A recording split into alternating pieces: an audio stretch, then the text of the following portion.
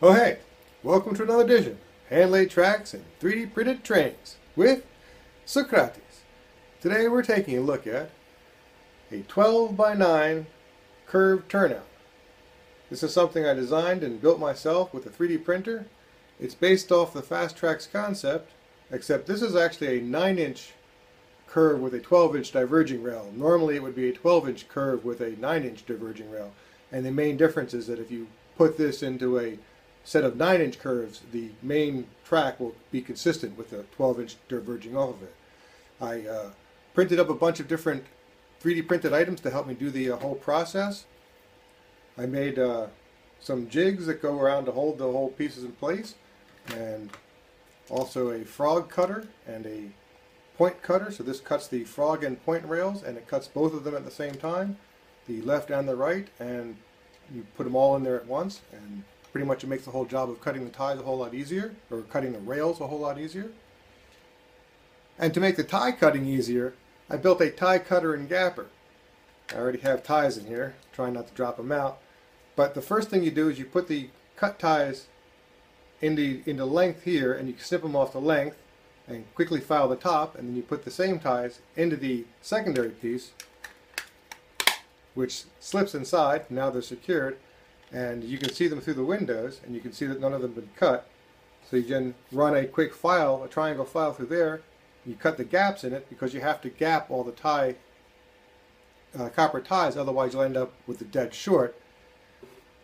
You then pop out the diverging rails, and in this case I added an extra long one as well, and you put them into here for a second cut. You can see that the first gap has been made or not made, and you make sure you have them facing the right side up, and then you gap the second gap, and on the one diverging rail there's always a third gap, and in this case I added a second one with 3 gaps.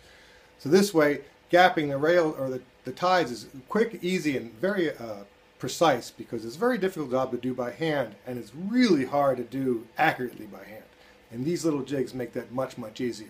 And then just like that, you'll end up with a piece of built-up track with your ties gapped, set in position, diverging rails in place. The frogs have been soldered together. This is all ready to be soldered together. And the way I do it is I do the outside rails first, and then the diverging and the frog rails. And eventually, you'll end up with a full turnout. I also print the tie beds to go on the back of it, and you end up with a quick, nice 12-inch by 9-inch curved N-scale turnout. Hand-built, hand-designed, handmade. Hopefully it works. And this is a quick video of me building it, chatting about the process, and if you want it, all these things are on Thingiverse. You can download all the various things I just showed and print them up yourself in a 3D printer and make yourself some hand-laid tracks. Love to see what you guys make. Like, subscribe, watch the rest of the video, and enjoy me chatting about building a track. Talk to you soon. So this is the building of the 12 by 9 curved turnout, and I start with the straight track and the rail roller tool, another tool available on Thingiverse. And in this case, you have to build one stock rail to a 12-inch curve and the other stock rail to a 9-inch curve. So the one half of the curved turnout, basically, because it's basically 2 pieces of curved tracks interacting. So you build one rail to each side, and then cut that rail up into a stock rail, a diverging rail, and a frog rail, and also eventually a guard rail. And you do the same thing with the other rail for the other side, and then you end up with all your parts for the turnout. And to do the frog and the point and the diverging points, I use the frog cutout tool, and you just treat them like they were straight track. And I used my own frog and point cutter does both rails at once. You put them back to back, so it's the flat to the flat and the rail heads that way, and they both slide in at once, and then you file them both at the same time. And even though they're curved, you basically just sort of force them in there. It can straighten the rail a little bit, so you sort of hand curve it back into full curved shape again. And then in this case I'm doing the frogs. I used my Fast Tracks jig for a lot of this, although I just recently printed up a little jig to do the frogs. This would go on top of the rail, still using the Fast Track metal underneath it, and this was another way to do the frogs. Then the next thing is cutting out the ties, and again I really love this thing because this is the hardest task to do by hand. If anyone's done it, they'll tell you, but the tool makes it really easy. First snip all the different ties to length and put them in the into the outside of the into the case, and basically you want to snip it and then file back that second edge. So you put it in once, snip it, flip it, put it in again, and snip it, and then that little last piece you throw away. And eventually you fill up the whole thing with your ties, and then with a quick file you sand them all to length, and then they basically move from the bottom jig into the top jig, and the top jig is the one that cuts the gaps into it, and this is me moving them from the one jig to the other. And once they're in there, it just snaps into place, and they have a little window if they get stuck so you can push them out. Snaps it into place, and then you hit it with the filing with the triangle file, and you cut the gaps into it. I think took me a little time to get the extra ones done. Yeah, I think I was short one. Anyway, now it's ready for gapping, and I hit it with the triangle tool, and I found on my tool only one edge works very well, so I mark it and I always use the same edge. And in this case I'm doing that second turnout, the second gap with in that one jig. The jig I showed earlier is actually for a different turnout. I'm just realizing I showed this one, which is for the 15 by 9 that I'm working on now. The 12 by 9 has a double system like that, which is same basic idea. They go in the outside first and then the inside, and then you slip them out of the tie gapper once they've all been gapped, and make sure you're putting them in the right direction, and they slowly go into the jig itself. And again, this is one of the hardest tasks to do by hand, and the single hardest thing is to get that third gap in the proper place. But I found that with this system, they're pretty much exactly where I want them to be. And again, when you can't quite get the ties out, there's a little window on the back to push on, and it'll let you pull the actual ties out. I then make sure they're all pushed into the square corner, because the jig has a rounded corner and a squared corner, and the rounded corner is easy to leverage it out. So I add all the rails, and I make sure everything's in position before I do soldering. So I try to check all the rails are in alignment and engaged, and then I'll start doing one of the two outside stock rails. I do the one on the side that has the circles on it, because that way the soldering iron tends to push the tie more into the gap. That way they're all the way down into the square end of my jigs. And then I tend to start in the middle, making sure that it's engaged. And again, I just do the one rail at a time and slowly go along it. I add a little bit of solder, and then I add pressure and heat it with the second time with the soldering iron, because again, you don't want to put too much heat on the jig, because it will melt. And so I try to put a little tiny bit of solder on the tip of the soldering iron, and then I touch that down and add a little bit more solder, and then take it off as quick as possible, add my pressure and reheat it a second time, and then go all the way around it. And eventually you've got one half the main turnout done. At this point I've got the outside rail done. So again, the little T gauges make sure it's engaged, so I'm constantly making sure that the gauge is there. This was a mistake. I should not have done the frog just there. I had to loosen it up later on in the build. I just do the two outer stock rails. Now at this point I've done the one side, so I'm doing the second side.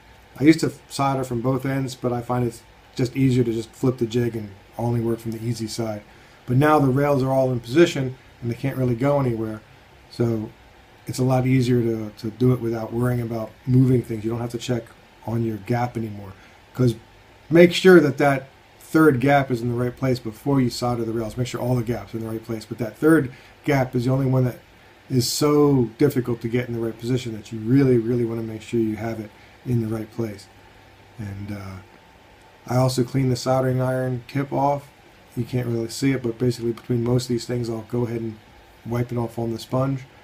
And once it's the same basic process, starting in the middle of that other stock rail and just moving down bit by bit, constantly making sure that the gauge is correct. And on the curve you use the one stock rail and the one diverging rail, and part of it you use this one stock rail and the frog rail. So I have to put them all in proper place, have them all formed first, and you can see, making sure that it all still sort of works. And where it doesn't work, I'm trying to move things in such a way that they do work. And this can take a little while. I take my time with this. I try to make sure that everything's working as clean as possible. The guardrails will help later on, but if it's the best it can be, It's logically going to be the best it can possibly be. And at this point, again, I probably should have done the diverging rails first, and I think that the best would be to do the diverging rail, because to get through the frog cleanly using the little coupler back and forth, the one that I have the hardest time with is the diverging track. So I'm trying to do the diverging side first and then go and do the straight rail. At this point, this one worked out fairly well, as you can see. But once you've got, in this case I think I did the frogs first, and now I'm doing the diverging rails. But I basically make sure I get one spot down and make sure I'm really happy with it, because if you have to lift it off from one spot, it's not that hard. But if you have to lift off every one, it's not impossible, but it really does damage a lot of things, including potentially the jig if you're doing it inside the jig. But I'm getting through the process of adding all the individual solder joints for the frogs and the diverging rails. And one of the things that's important about doing this as quickly, if you like, with as little heat as possible. I mean, if you destroy the jig, it's no big deal, but you still have to get the part out of the jig, and that gets the harder. The worse you solder, the harder it gets to pull it out. I use a little tiny, I think it's like a 2mm flat screwdriver, and sort of wedge it into the circle ends, and I find that you can kind of just a little bit at a time in a couple places, and then eventually you slip it all the way in, and then you can more or less pop it out. But the worse you're soldering and the slower you do the soldering, by far that's going to make it the worse you're going to have it coming out. And you don't do all the diverging rails, but you do a couple of them to make sure that they're secured. And again, just checking to make sure the thing works. Kind of hard to fix it now, but not impossible. You certainly don't have to. And at that point, you've mostly got a turnout. And the one last thing to cut out was the guardrails. Again, I used curved rails for that. I find it easiest to use the Fast Track jig to bend a little bend into it. You can actually use the end of one of these jigs, works as well, but it's easier just to use the Fast Tracks because I already have it. I also use the Fast Tracks point and fog tools as weights. I use my own cutters now, but I do still use them as weights. And once the individual guardrails have been cut and shaped, you have to put a little angle into the end of them, which is a really nice thing about making your own tracks, is that you can flare the end of the diverging rails and the end of the guardrails, and it makes a nice smooth entry point for the wheels to go through the flange. And again, now soldering these on is a bit tricky because they want to wiggle around so much, so I find putting just one piece, and again just adding a little bit of solder and then using the metal track gauge to gauge it and press it at the same time. It allows you to solder in place and hold it in place at the right spot. You know, it doesn't have to be exact, but it certainly shouldn't interfere with the wheels, because then you'll have a major problem from the whole thing. And that's the last thing that has to be soldered on, and the trucks tend to be even better with the wheels on. They didn't show me removing it. And then once you have to take it out, and you put another piece of PCB tie board in between the rail and the stock rail and diverging rail. It gives you the little gap that you need, and the piece of paper keeps you from soldering to the rail. And then you can solder the diverging rail onto the moving throw-bar. And here I forgot to use the paper, but I got away with it. And you have then a moving turnout. The last thing to do is to reinforce the frog, and I also like to do it a little bit because I want to have to put a feeder wire goes in that same place, and so I put a little bit of solder there to get where the feeder wire is going to go after that. And you solder it in the end because the feeder wire is going to come down through the back, so you can put power to the frog, because you end up having to cut a small tiny slot. I use a jeweler's saw, and between the double ties you have to cut to isolate the frog. That way your gaps are on the outside, and that triple gap is in here, and there's another small gap in there, and that isolates the frog. So when you switch directions, because as the frog goes this way, this is the positive side and the negative side, for example, but then it comes over here, now this is going from negative rail to the positive rail. It's just something you have to do with turnouts when you swip them back and forth if you have a powered frog, and this does in fact have a powered frog. So that's the 12x9 hand-laid turnout, 3D printed parts. Get your things on Thingiverse. Make yourself a turnout. Check it out. Like it, subscribe it, etc., etc. It's getting there slowly. Thanks for watching. See you next time. That's it. Nothing else.